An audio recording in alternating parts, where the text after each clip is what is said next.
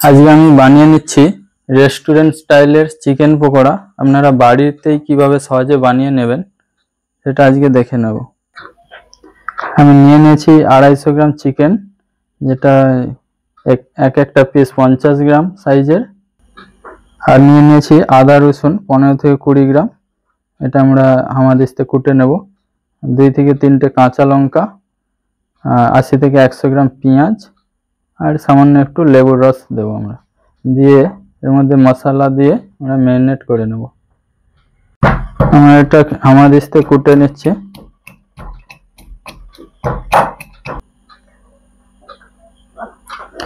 এটা আমরা কুটে নিয়েছি, এটা এবার এর মধ্যে দিয়ে দেবো চিকেনের মধ্যে।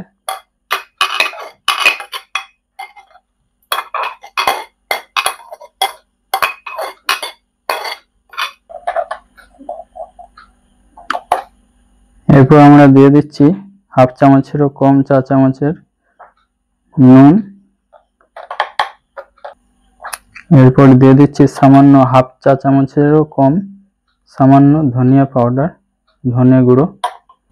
এরপর দিয়ে দিচ্ছি সামান্য হলুদ গুঁড়ো, একদম 1 চুটকি।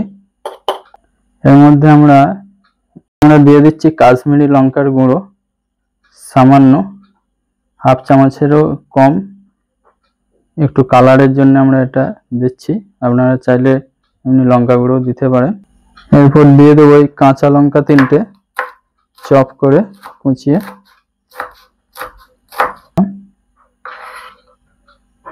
চিকেন পকোড়া তো একটু ঝাল ঝাল হলে ভালোই লাগে, যারা ঝাল খেতে চান না তো একটু কমিয়ে দিতে পারে।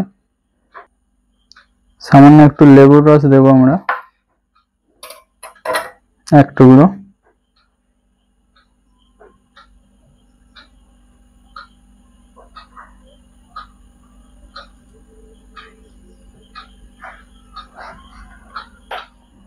এরপর আমরা এটা ম্যারিনেট করে রেখে দেবো 15 থেকে 20 মিনিট। তাতে কি হবে না, চিকেনের মধ্যে মশলাগুলো ভালোভাবে সোক করে যাবে, তাদের টেস্টটা ভালো হবে।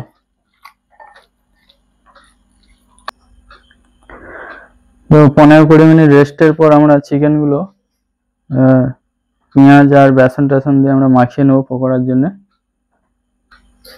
তো এর মধ্যে আমরা পেঁয়াজগুলো দিয়ে দিচ্ছি স্লাইস কেটে।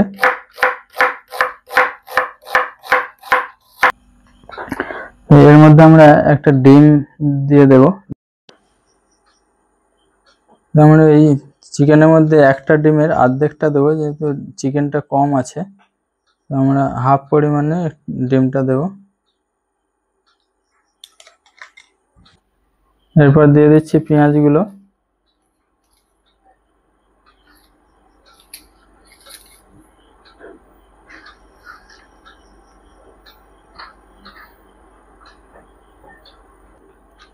এরপর আমরা বেসন নিয়েছি 100 গ্রাম, তো এর মধ্যে দিয়ে দিচ্ছি। দেখে নেব কতটা লাগছে। আমরা হাফ বেসন দিয়েছি, আর এর মধ্যে দিয়ে দিচ্ছি 1 চুটকি কুকিং সোডা, যেটা খাবার সোডা আমরা বলে থাকি, আর 1 চুটকি বেকিং পাউডার। তাহলে কি হবে, পকোড়াগুলো খাস্তা হবে, মচমচে হবে। আমরা এটা দিয়ে দিচ্ছি, দিয়ে আমরা মিক্স করে নিচ্ছি।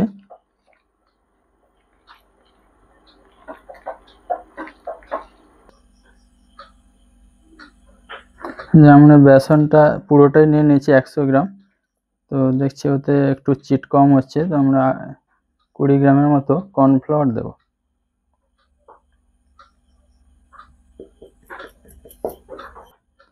হালকা জল দিয়ে আমরা এটা মিক্স করে নেব, খুব বেশি জল দেব না।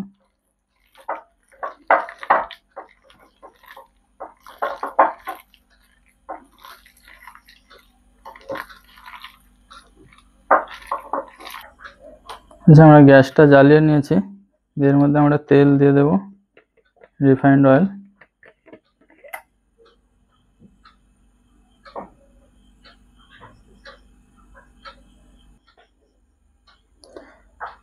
তেলটা হালকা গরম হয়ে গেছে, আমরা এবার পকোড়াগুলো ছেড়ে দেব।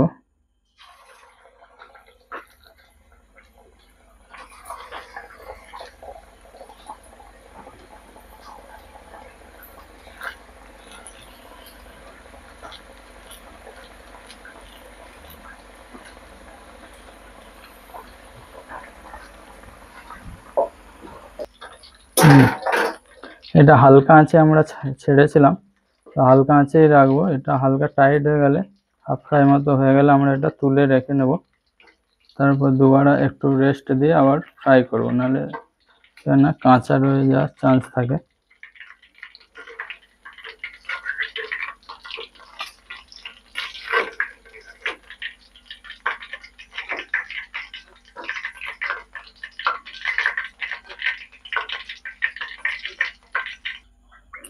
কিছুক্ষণ রেস্টের পরে পকোড়াগুলো আমরা ফ্রাই করে নেব। তেলটা গরম হয়ে গেছে, একটু বেশি কমিয়ে দেব।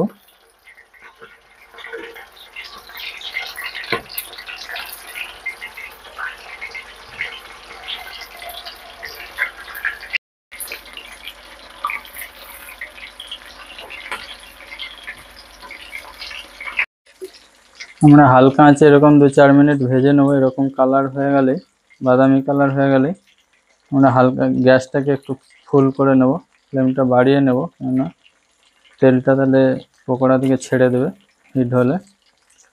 এরপর আমরা পকোড়াগুলো উঠিয়ে নেব।